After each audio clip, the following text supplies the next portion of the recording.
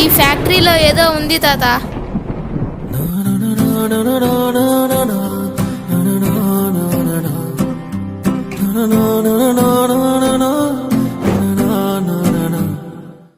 వాళ్ళ బావ వాళ్ళు వచ్చారు, అందుకే రాలేదు.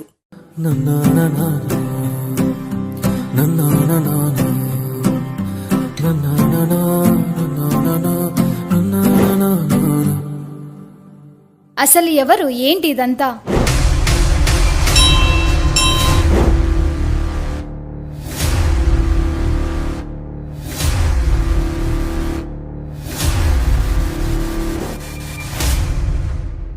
దాహం వేస్తే తీరదని తెలిసి కూడా నీటి కోసం ఎడారిలో వెతకడం ఎంత మూర్ఖత్వమో, రగిలే అగ్నిగోళాల్లో మండే గుండెల్లో ప్రేమ దొరకదని కూడా అంతే అమాయకత్వం.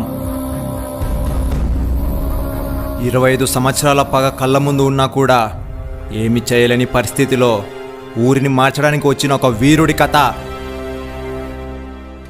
ఈ రాక్షసుని ఎవరు చంపలేరన్నారో, నీ చావుతో ఈ ఊరికి జాతర.